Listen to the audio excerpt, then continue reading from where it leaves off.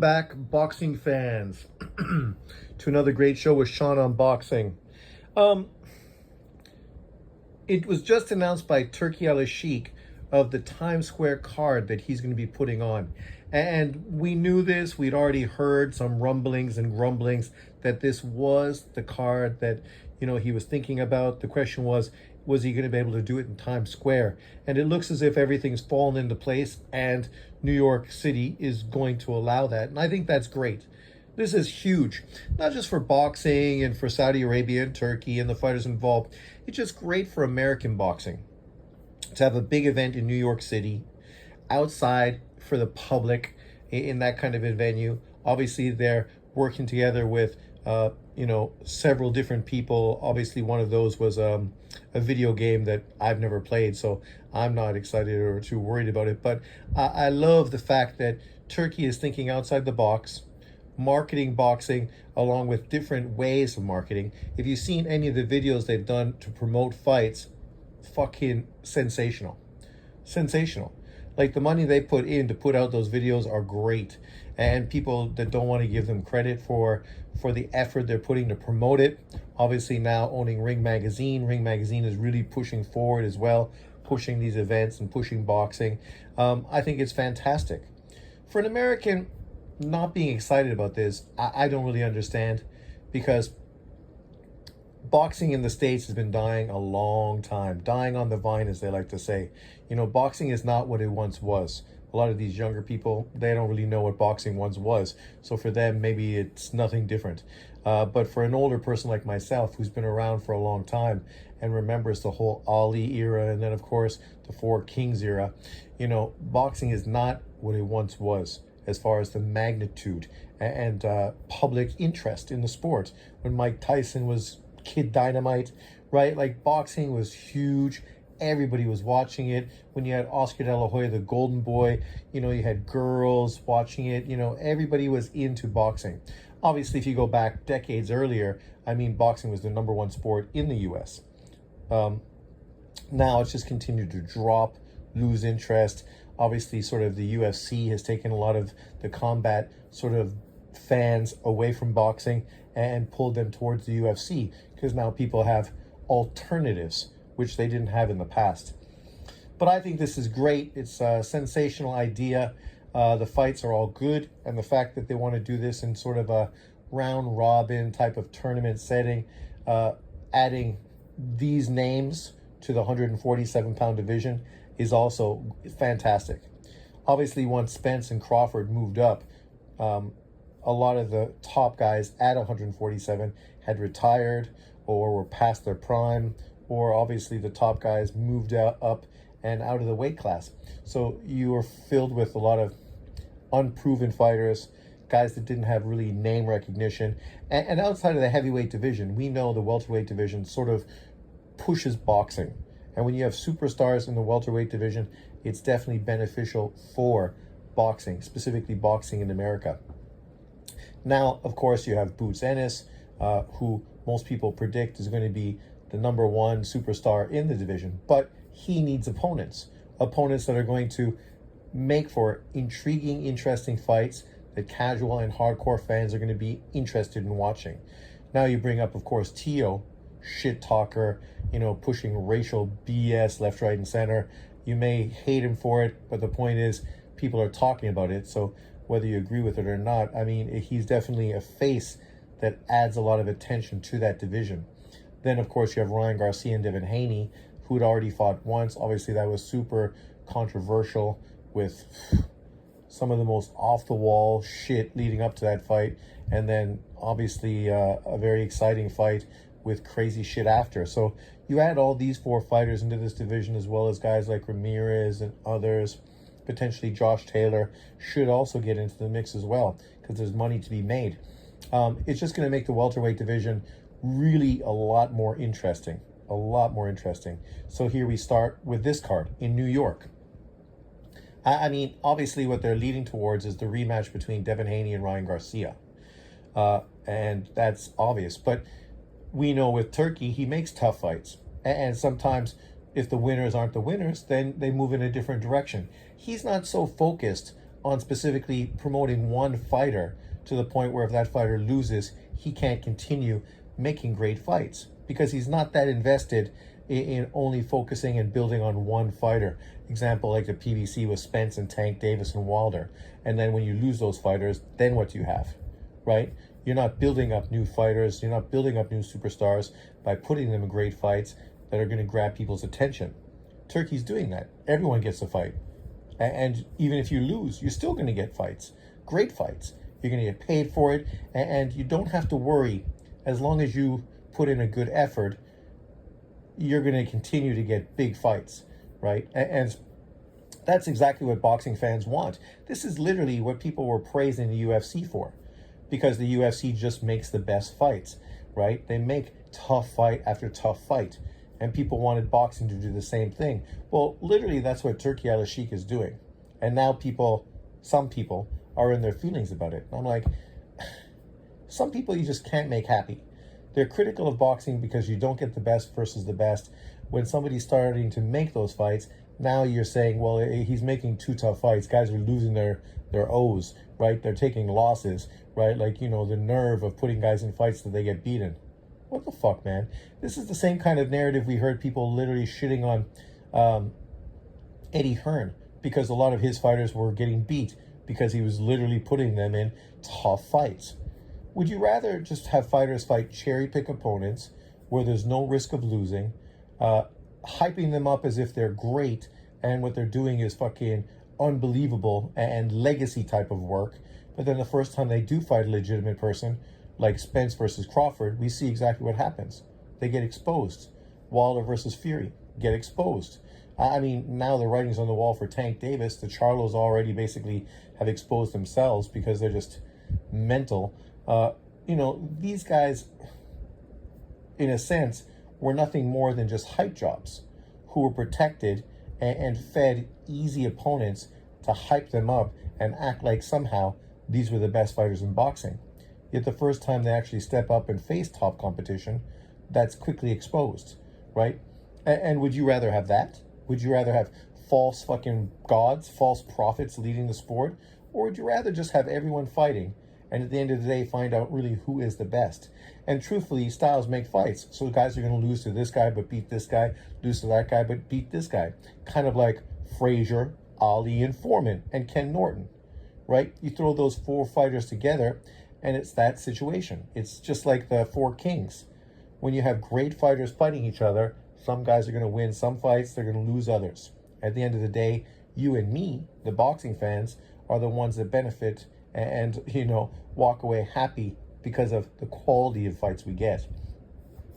Now we look at these fights that Turkey's making, and I'm excited. You know, he could have done far easier fights, far less risky fights, but he really put all three guys in risky fights.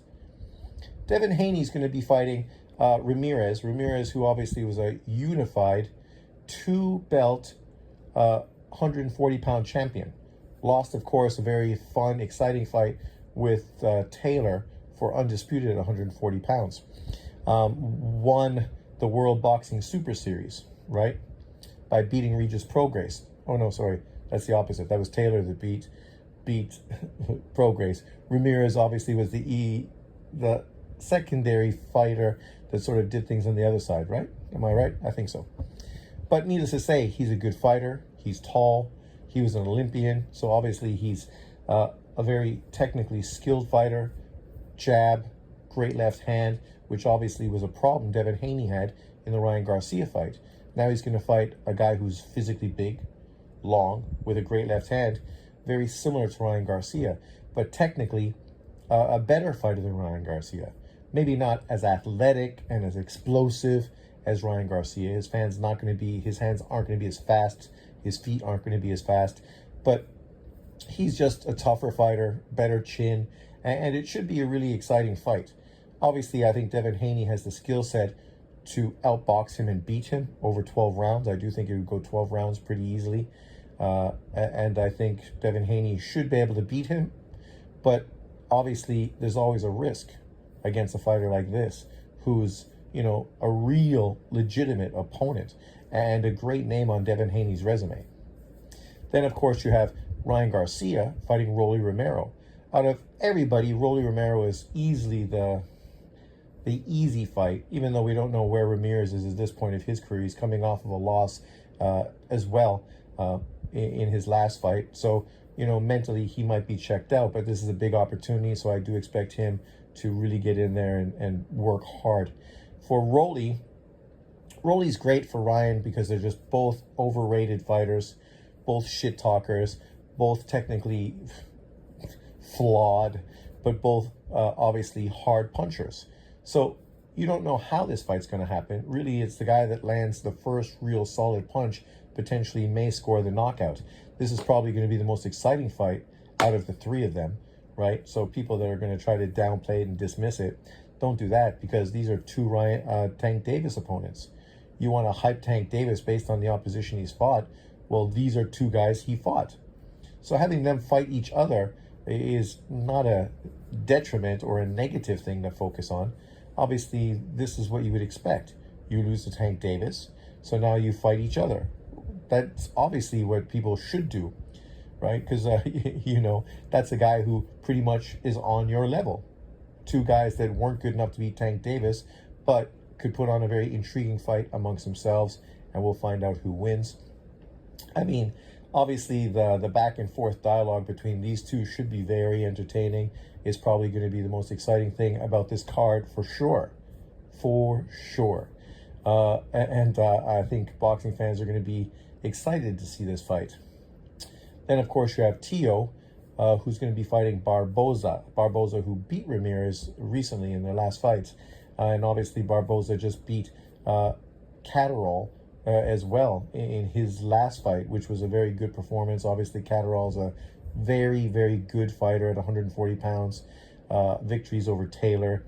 Obviously, he was supposed to fight Prograis. I favored him over Prograis. He ended up losing to Barboza, who's a technical fighter, difficult, not the easiest guy to beat, right? For Barboza, this is an opportunity he's been waiting for a long time. He's been in position to get a Tio fight for that WBO title for quite a long time. And Tio's done everything in his power to basically duck, dodge, and maneuver around him. So the fact that this fight is the fight that Turkey is making, man, it's kind of a backhanded compliment in a sense, because I'm going to give you this guy, obviously pay you the millions you're looking for because you feel you're underpaid, so you get money, but I'm putting you with a guy who you ducked, who stylistically is not easy. And I would say that this is probably the opponent most likely to upset the apple cart. And if that's the case, it's not really going to change anything, because then Haney and Ryan Garcia can still face each other for their big fight moving down anyways. It just means that now Barboza's in line for bigger and better things. As far as Tio, we will see what happens to him. We know that mentally he's a little fragile, so it'll be interesting to see what kind of form he comes into, because we've seen him sensational, obviously, against Taylor and Lomachenko, and then we've seen him look very, so-so against guys like Sandor Martin and others. And we know Sandor Martin's a good fighter. We just saw him basically get robbed this last weekend against Pueblo. So same Sandor Martin that beat Mikey Garcia. So he's solid. So the fact that Tio didn't look good against him, I mean, nobody really looks good against Sandor Martin. But him, Barboza, Tio, it's going to be a fun fight. That would be the one fight I would probably look for the upset in more so than the others, even though Rolly obviously has a huge puncher's opportunity against Ryan Garcia. So you could easily look for an opportunity for an upset there as well. And as I said, if Ramirez comes in back in form like he once was back in the day, he's a very, very real threat to Devin Haney. And that's what makes this card great, because these are not cherry-pick opponents. These are dangerous opponents for guys coming off of, long layoffs, questionable performances. Obviously, Ryan Garcia knocked down Devin Haney several times in their fight, but he was also getting outboxed. He looked like he didn't have very good endurance in the fight, right? He didn't look right for that whole fight. I mean, I know every time he threw a left and it landed, his power obviously was something that Devin Haney struggled with. But Devin Haney, outside of those left hands, was easily beating him. Looked like he was potentially going to stop him if the fight continued the way it was going. So now Devin Haney, of course, after getting dropped multiple times and hurt consistently by the left hand, you got to ask yourself, mentally, where is he at? Because neither one of these guys is at a bounce back fight. So, you know, they're coming off of a year off. I don't know why Devin Haney chose to do that. He would have been smarter to take on a Sandor Martin, who I think stylistically probably wouldn't be that difficult for a Devin Haney. Whereas against Ryan or a Tio, potentially he may be more difficult just because of styles. But Devin Haney decided to basically sit out a whole year, just like Ryan Garcia. The difference is Ryan Garcia was being punished for using PEDs. What was Devin Haney being punished for? Right? Now you're jumping in with this really top-level competition, coming off of a long layoff, and it's not really the best scenario. So I would not be surprised that the craziest things potentially could happen on this card. Also, the magnitude of the card outside, I think, excellent. You know, it just really makes a really intriguing sort of old school throwback fight. So that in itself, I'm excited about. I'm happy to see Turkey and Ring Magazine trying to make good fights in the States, and obviously trying to satisfy the American boxing fan. But let me know what you think in the comment section below. Some guys you just never can make happy, so you know there's going to be people that are moaning and groaning about this card, even though I cannot imagine why. But there will be.